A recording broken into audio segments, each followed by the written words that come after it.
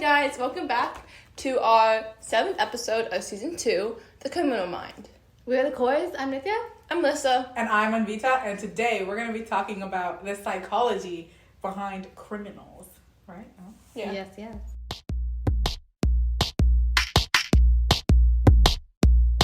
So, obviously, I don't think any of us really relate to this topic, as I hope none of us are criminals. At least I know I am not. I don't know about them. But personally, I think we all watch some crime shows. For me, I really like Criminal Minds and Bones. What about you guys? I've never watched Criminal Minds, actually. Really? Yeah, I've never watched it. I started Criminal Minds. I didn't get through the whole thing. I watched a lot of Castle, which... Oh, what's that? It's like a murder mystery with Nathan Fillion. He was also in Firefly. I haven't watched that. Basically, it's like a murder mystery where he writes mystery, murder mystery books, and then one time he becomes a suspect in a case. Oh. And so he joins the case because he's friends with the governor or whatever, and then him and this police detective go to fight criminals and talk about why they're doing it. And there's a lot of cool, really psychopath cases, serial killer cases. Yeah. Oh, yeah. I watched White Collar. I'm I currently love on season White Collar. 3. It's Neil Caffrey's a person who used to be a thief, and then now he helps the FBI.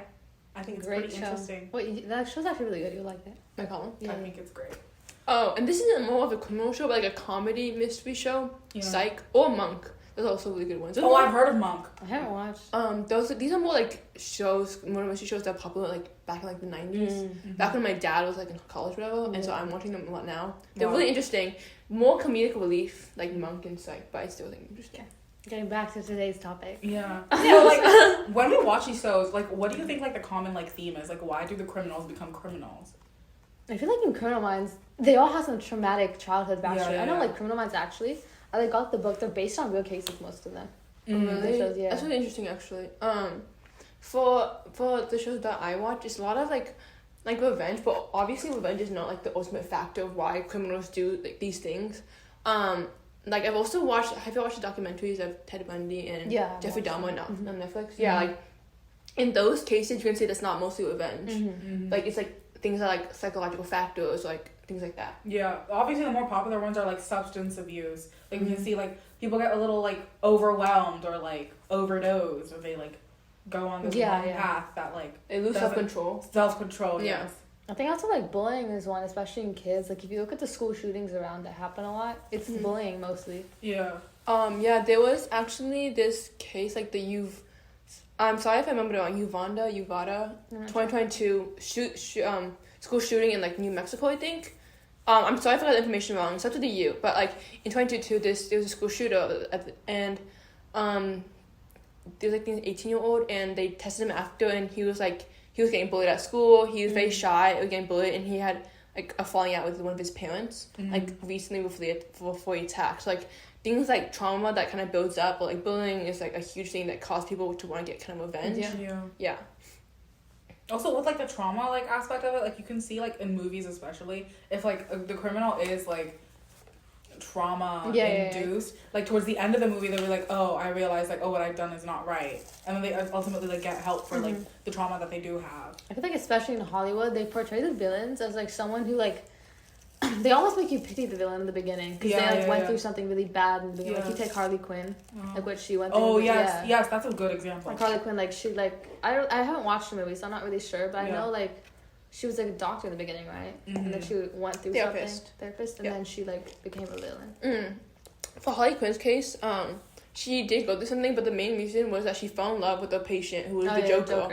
And so she would do anything for him, and he kind of mentally abused her, manipulated her, and then she wanted to devote her life to him. Sorry, rant. No, we just made eye contact. And then, but yeah, and then, so it was kind of that mental abuse that really affected her, and then she became a villain because she thought she would do anything for this guy that she loved, and then he dumped her. Yeah, that can also, that happens in real life too. I think, in a lot of cases, you do something for obsession. Obsession. That's a really good take point. stalkers who are criminals, they're obsessed. They don't think that, I think for some of them psychologically, they don't think what they're doing is wrong. They think that they're just so attached. Yeah, exactly. They want to do anything to be with that person, or and it's just, they don't see the other side of it, kind of thing. Or they don't really care about like what comes in their way, as long as they reach that goal to help the person that they're obsessed over. Yeah, I think like psychologically they don't understand what they're doing is wrong. Some of them, obviously. Yeah, it's not even like only a person. It can be like money, for example. Like as long as they reach like that point which brings them like happiness and like peace. Mm-hmm. And going off of what Anvita was saying, with normally like the trauma patients, like they kind of get help. I feel like that's more idolized in like Hollywood or like entertainment industry, where they like everything's a happy ever after. Mm-hmm. But a lot of times in real life, these people, they do get help, but sometimes it doesn't work out. So a lot of these times if they face trauma, they cannot face like different like pressure, like mental health disorders, that they don't feel remorse or like for anything that they do. So like criminals who like don't have remorse, like you were saying, right? I think like this like is like another, I think, category of criminals that we might not talk about today, but like, you know, like cult leaders. Mm-hmm. Do you guys know the case of Waco? No. Really? Have you guys watched the documentary on Netflix? You should really watch it. It's really interesting. No. But Waco. Texas? Do you guys not know what happened in Waco? No. Oh my god, wait, let me give you a brief oh my god. A review. Okay, so basically okay, so Waco, just like for some information if you guys don't know, was a 51-day standoff between like the Branch Davidians, which was a religious cult, and federal agents, like the Texas state law.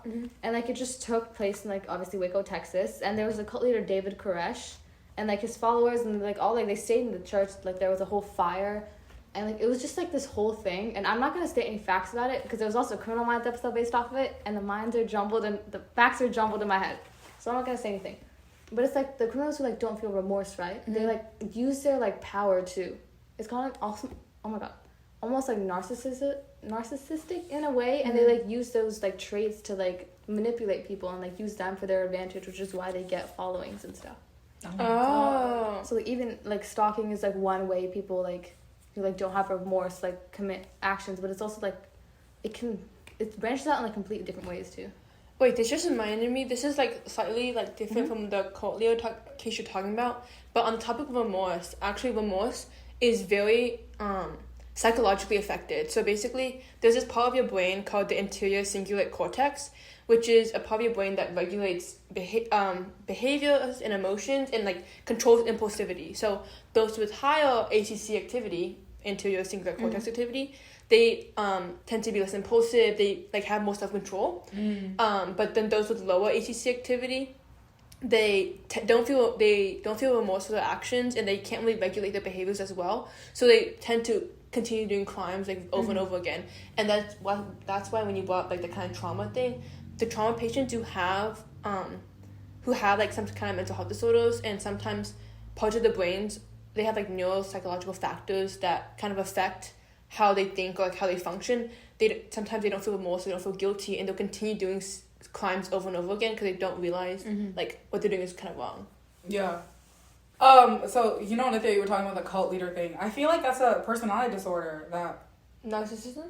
Yeah, the narcissistic personality disorder. It's like you're inflated with like your own importance, like whatever you think is right is what goes, and like you have like this huge following, and like I think in those cases, like those with narcissistic personality disorder, if things don't go their way, they tend to lash out, right? Yeah, especially. And that's when a lot of crime happens, upon other people. So like, as like Anvita was saying, like people, and like Alyssa too, like people who like they like the response they get, it's not something they like get threatened by it, right? And they act out in violent ways. I think this happens a lot in like assault against like women and men, like trigger warning like of sexual assault, but like sexual assault and just like violence in general. I think that's why a lot of people like commit those crimes, because they feel threatened. I completely agree, and I feel like something else that plays into narcissistic personality disorder is antisocial personality disorder. So like they don't same again with the remorse, but like they don't feel guilty if they violate the rights of others. So like as you were saying, sexual assault, when someone happens to sexually assault another person, I mean, there are obviously those people who know it's wrong and still do it, but like the people who don't know it's wrong, they just like, not only do they want to inflate their ego by getting what they want, but also they don't feel guilty for doing it afterwards, so they don't realize what they're doing is wrong. And those are the type of people who are, like I said earlier, like keep keep like sexually assaulting someone, like keep assaulting someone because they don't feel guilty for hurting another person. And I think that's like the main issue with like not feeling guilty, because I feel like if you have those people who feel guilty, they like kind of try to like recover and like help themselves so they don't hurt others. Yeah. This reminds me of the case of John Wayne Gacy. And he was convicted of sexually assaulting and murdering at least 33 teenage boys and young men. And it was suggested that this was because of his abusive childhood combined with possible genetic predispositions. So how do you think like childhood and like upbringing like relates to like criminals and the way they behave? I feel like when you grow up in your childhood, right? Like if you like you have really bad like parental issues, you might like, and you like have these personality disorders, or like you have like some mental like disorder, like you were saying, some cortex. ACC or anterior cingulate cortex. Okay, yeah. Like if you have less of that, right? Like less behavior regulation, like, and you also have a lot of anger or hatred in you because it's something traumatic that happened to you in your childhood. You're gonna take it out when you're older. Like maybe you see like a family with like good parents and you feel anger. Like, because you don't have those regulations, because you're not, like, you don't know any better, you just might go retaliate against them. And we're obviously not saying that all criminals are, like, good or whatever. It's just, like, in some cases, this is just how they act. Yeah. Like, those factors. Like, and so that actually brings me to a theory called the social learning theory. It was proposed by psychologist Albert Bandura. Essentially, in this theory, it was saying that children who grow up in an abusive household, like you were saying with the case of the guy John, who did a lot of murders and grew up in an abusive childhood. If you grow up in an abusive household, people they tend to see that behavior as like okay or like acceptable, and sometimes in extreme cases can be even rewarding. And they might look up to the abuser as a role model, and so they'll feel like not inclined, but they feel like it's okay to do in the future. So like they'll commit those same atrocities that was inflicted in their household or in the childhood onto other people. We talked about this in our nature versus nurture episode, but like the rewarding concept that you brought up, some people like they grow up with like if they do something they get this reward. So obviously like the normal that's portrayed in their childhood or upbringing is, if it's rewarded, that's what they're going to do in the future, thinking that they're going to get something out of it. Sorry. I think it's also, like, case by case. Like, we talked about the nature nurture, right? Like, if you grow up, like, sometimes if you grow up, like, in an angry household, or it's, like, where you're taught, like, oh, like, don't do this or don't do that, you might just grow up not doing it. But, like, in some cases, you also might grow up, like, one side you might like grow up not retaliating, you might retaliate the other way too. So I think it's really case by case. Like they're kind of too extreme. Yeah, because even if you like grow up with like parents who like, I don't know, like abused you, or like you might just like grow up like not to be like that, to like want to make change, and then another people who like been in the same scenario might grow up to retaliate. But also when Vida said just like brought up a point, like there's some scenarios where some parents condone or like condone bullying behavior. So like I know like in some schools like there bullies obviously bully children, and the parents don't do anything about it. Like they're like, oh yeah, he's just playing around, or like they're just a kid, like they're just playing around having fun. That is basically telling the kid like, oh like it's okay to bully, like it's okay to do this, it's okay to do that, and like that just encourages that behavior, like you were saying, like the reinforcement. Even if the adult or like the parent isn't trying to like instill those like qualities in the kid, like they don't want the kid to like be a bully when they're older, right? But they're like, oh, they're just a young kid, it doesn't matter. But I think like what you're saying is that like what happens in your childhood really does matter, even if it's like the young part of it. Because it's like when you're a kid, like if you're not told no, if you're not told like what to do right, you're gonna grow up with that same mentality. You're not gonna listen to anyone who says no, and you're gonna get mad when they do. Because I'm actually reading something. So another like brain fact or whatever, right? So the amygdala is part of your brain that can kind of regulates fear, aggression, like social interaction with people. And apparently, scientists can find abnormalities in someone's amygdala at the age of 3. Oh. But so like you can have like 3 years old. Yeah, which is crazy because you can kind of have those like neuropsychological factors that affect how you think about the way things work so at such a young age. Fear? Basically if you have less amygdala functioning or a smaller size of your amygdala, you are more feel less than feel full. So you don't go through something called fear conditioning. So you are not fearful of doing certain things. So like a lot of risk takers, like consequences too. So not like completely developed. And like 3 is crazy. Yeah, like develop like small signs, which is like abnormalities in the functioning and the way it walks. Okay. And which is crazy because like even at that young age there can be abnormalities, but I feel like regardless of that, if you're taught like certain things, like don't do this, don't do that, I feel like you can kind of train them, like teach them like what's okay, not okay, even if like it's like physiological. It's like conditioning. We talked about this in our past episode. I'm not sure which one. But it's like you were saying, like how like you get conditioned to do certain things, and like parents who like kind of reward their kids for like doing bad behavior by like not like saying like no, like don't do this. It's like they might not know like as a kid like, oh, my parents still, it's not right, but like all they're learning is that it is right, like it is okay, because they don't have enough like function in their brain to realize what really is right or wrong. Because I feel like when we grow up, like we grow up in a society that like, tells you what's right or wrong, but like if you grew up in like a home that never did, you're gonna have a different perception. Because, like, everything's right, or, like, everything's wrong. Wow. Because, like, the idea of, like, spoiled children whose, like, parents give them everything, or tell them everything's okay, like, they're never wrong, like, that behavior is really, like, I think, harmful. And that's why I think interactions between other children is so important, because... A social life. Yeah, like, a social life, like, it's, like, social interactions, because if you see another person do this, and, like, get out of school, like, your teacher will say something, right? Like, regardless if your parent disagrees or agrees with it, your teacher will say something, and, like, that kind of trains you or something like that. But yeah, I do think. What was I saying? Shoot. I think like what you were saying, like just getting familiar with like different environments. Like I think, like this is just like a bad example, but just like take like if you're like, I don't know, like if you were like a girl and you had like more male friends when you were younger, it would be easier for you to just make male friends when you're older. Like rather if you just didn't, which is I think I had a point. Oh my god. I think just like your environment like affects you a lot. Yeah, I think how yeah. But also like I feel like we can't forget that there are some people who are just like have psychopathic tendencies. And that's not reason. Yeah, that's regardless of the environment. Like there's just some conditioning in them that's not like functioning, like the brain doesn't function like as not normal people, but like those without those tendencies would think about things. Like if you want to talk about like the case of like Ted Bundy, like he was psychopathic. Yeah. It definitely wasn't like his environment as a kid that made him that way. Like regardless of if he had those like like kind of a hard childhood, I think that the way like he murdered people and like as a serial killer, it was a lot of like more psychopathic and like having those like aggression tendencies rather than environment. Wait, just to make sure, Ted Bundy was a notorious serial killer who confessed to murdering 30 women in the 1970s. Just to make sure. 30 women is crazy. It's actually insane.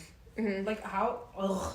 And like I think we all watched the documentary on him, right? Yeah. And it was like how he like got these women. It was like he was so charming. Yeah. Like again, narcissistic. That's what we talked about earlier. Like he came off as this like charming, like good man, and he like manipulated them. So it's like it's not like all of these criminals are having some sort of mental breakdown or like are walking around like anger. It's like some of them are calculated and like devious. Wait, so I was talking about White Collar the other and before. But the main protagonist, Neil Caffrey, he's so charming. He has like the looks and everything, and that's how he's able to get through these cons. And so I think that's an interesting topic that they decided to explore. Wait, back to the charming and like kind of like the manipulative behavior Ted Bundy has. Just to clarify, like psychopaths are characterized with like lack of empathy and like very manipulative behavior, and like oftentimes like a charming like fake charming persona, because that's how like they entice you to want to spend time with them, and then they do something that's like harmful. Yeah. I feel like we've talked about a lot about like, you know, men serial killers. Like it's not just regarding men. Like there's also a lot of like women who are criminals. Yeah. And like they use their like tactics too. And like one really popular one is Eileen Wuornos. I think that's how you say her name. She was a woman who killed 7 men in Florida during like between 1989 and 1990. And she, like we were talking about like having like what childhood can do to you. She did also like have a childhood of like abuse and neglect, which I think really affected, you know, her adulthood. Yeah, I feel like neglect is a really popular one too, because I feel like Alyssa was saying, the whole bullying thing. Like if you're neglected as a child, then you kind of like want the worst for everyone when you grow up.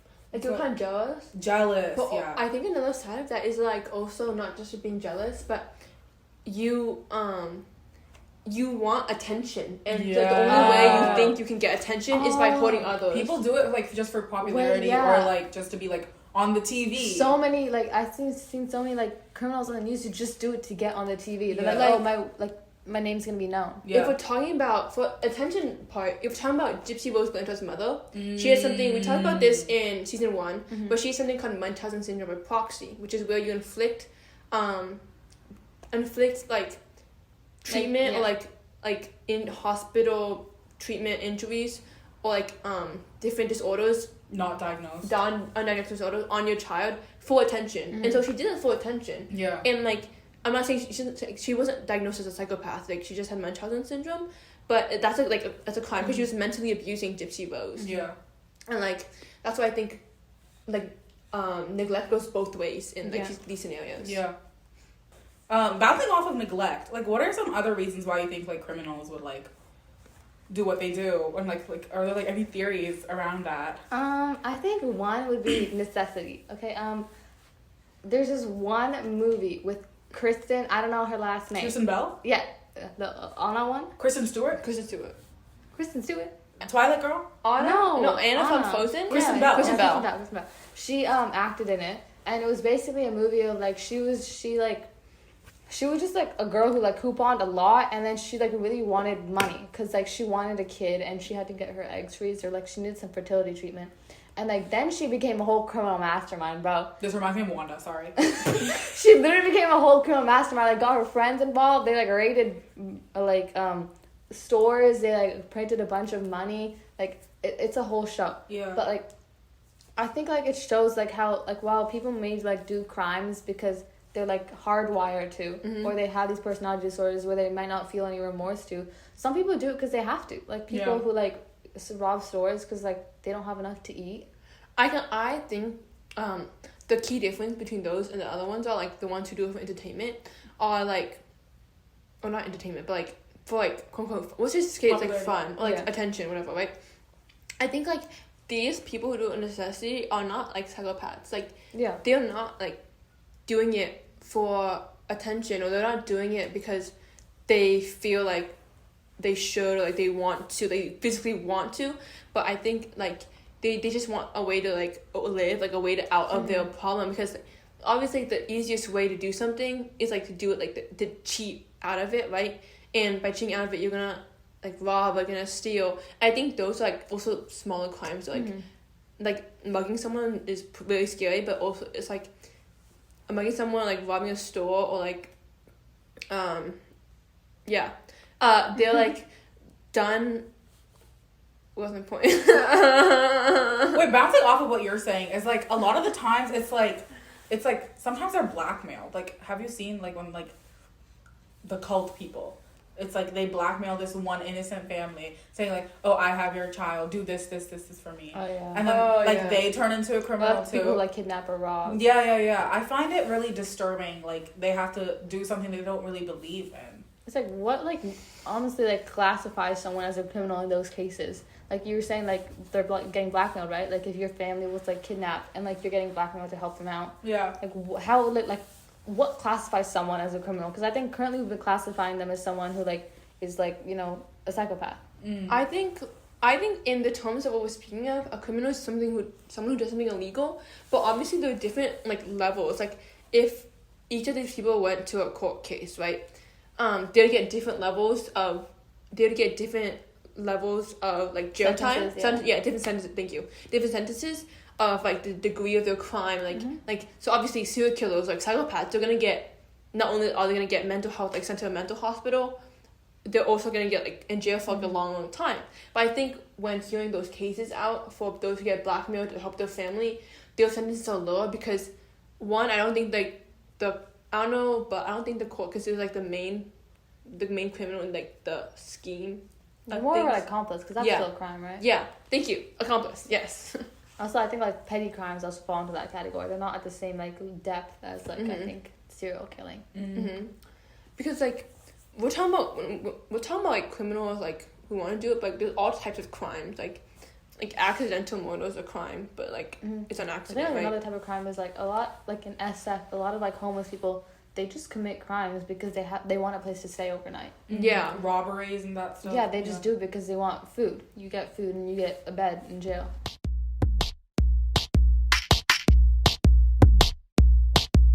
Sometimes it's like not just the goals that push them towards like the crime direction.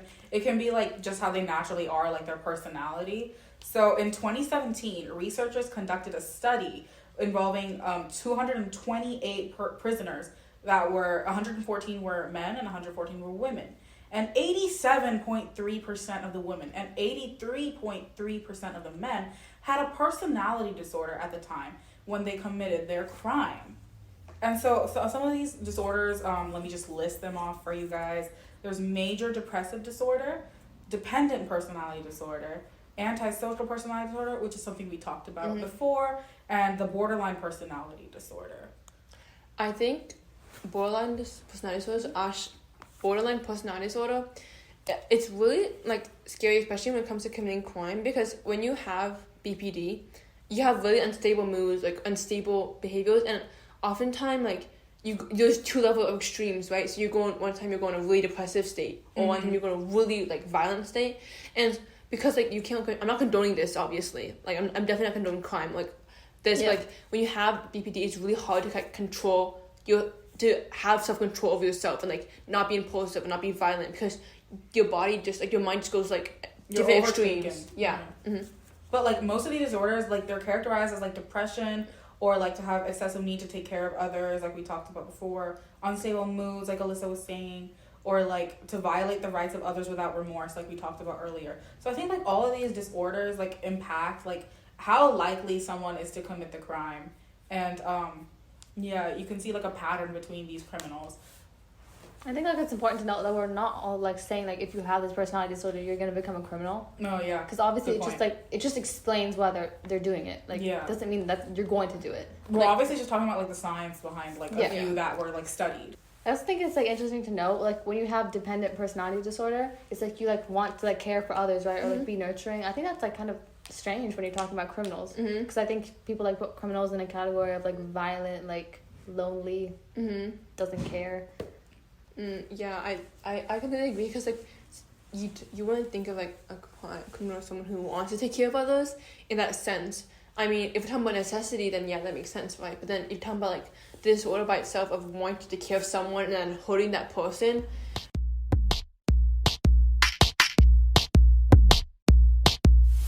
So I think something interesting for us to do would just be like talking about like what's morally right or wrong.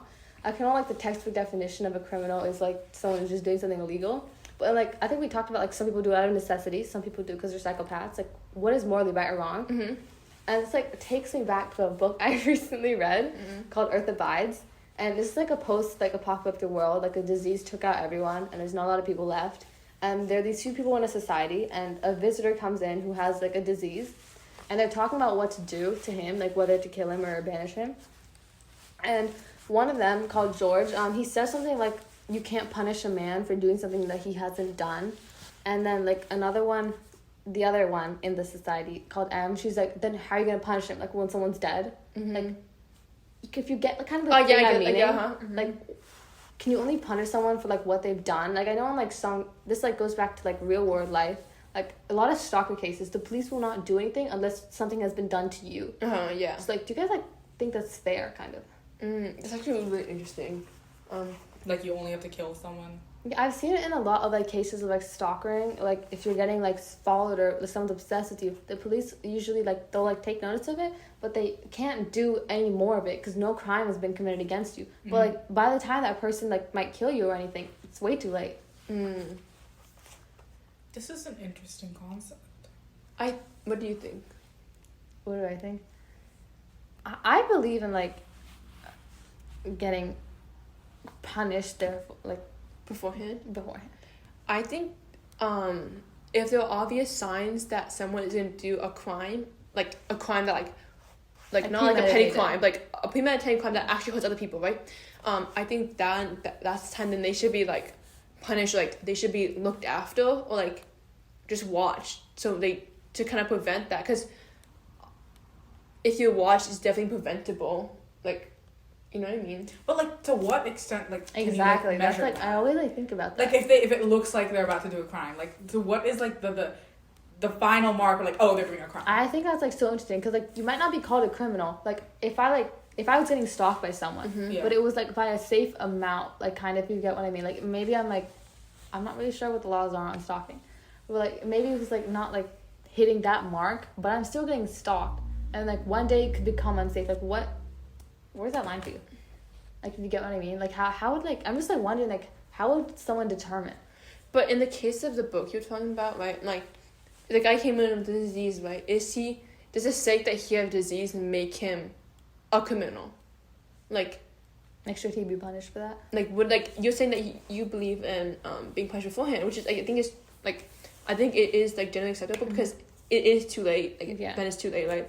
But in the case of the book, right, like, he should be punished because you don't really know what's gonna happen, because like of the unknown. Are you saying that people should be punished because of the unknown? Oh, I think it's a lot. It's like really hard to like come up with like a clear definitive line of where you should put things, because if you punish, there's two sides. I think it's two sides of the coin. Of like, if you punish someone because you think something's gonna happen, there's always that like area, like that like gray space of like area being unknown. Like you don't know if they're gonna do it or not. And if you punish someone and they end up not doing it, then that's just like unfair to them, because they just lost like part of their life. Like like if like right. But then if you wait till it's too late, then that's too late, right? I think it's also like case by case. Like obviously all of these are case by case, but I think it's really clear if like take stalking again. Like if the person you're getting stalked by is obviously like a psychopath, or like obviously is something like wrong. Personally, I think like, you know, maybe I think in that scenario, doing something beforehand because like is a good course of action. But like I get what you mean. Like maybe they're just like seeming like a normal like charming person. The idea of psychopaths I completely agree with you, because there are like tests, I don't know how definitive they are, but there are tests that like can kind of tell whether you have abnormalities in your brain function or whether you have like a personality disorder. And I think in that case, if you know someone has something that's like definitively wrong with them, then like that's time to take action. But like some people can't tell. Wait, what do you think? But I think like dude, we just yapped. You can go on another topic. Like, get another scenario. No, because like this is like obviously like stalking is like, is it illegal? Yeah, stalking, yeah. But then like what evidence do they have against this person? And like some stalkers like take a bunch of like photos of people, and they like you can see them following them around. But like for the ones that don't, like, do you still like charge them? Like that's like what I'm saying too. Like this obviously like might not be true for like all states or like all laws or whatever, but like usually they don't take action against us unless something's been like done to you, right? Yeah. Like if you have no evidence, like it's pretty difficult. Yeah. So then like if he is guilty, he runs away. He does it to another person. But if you do have the evidence, it's like you catch something good, but then it's like it's like you had to go through that to catch the evidence. Exactly. Like imagine like I always sorry. No, go for it. No, go ahead. I lost my thought. Sorry. It's okay. I was just like, imagine like you know something's gonna happen to you, but like nothing can just be taken just because like it's not the textbook definition of a crime. Textbook definition is what I'm trying to say. It's like if it, like you were saying, if it like looks more like a crime, then like usually it should be labeled as that. But then like that's what the stereotype. There's always like one set stereotype, like this is the crime. Yeah. Like how do you figure out like, oh, is this illegal? Should this be illegal? I just like I find it so strange how like something needs to be done to you in order for like you to feel safe. That was really Thanks.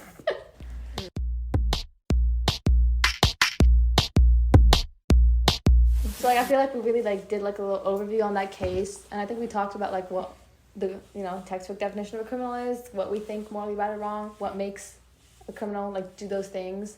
I think like I really hope that this was informative. Yeah. Make sure to follow us on all of our socials to get more updates from the Coys. Instagram, TikTok, what else? Spotify, YouTube. Oh, and now on Apple Podcast. If you prefer Apple Podcast. If you prefer Apple Podcast, just hop on over there. If you don't want to like type in the handle, we have a link tree in our Instagram bio. You can find our Instagram at @S Psych or Psych, and the rest is just a single S Psych or Psych. Yeah. Bye.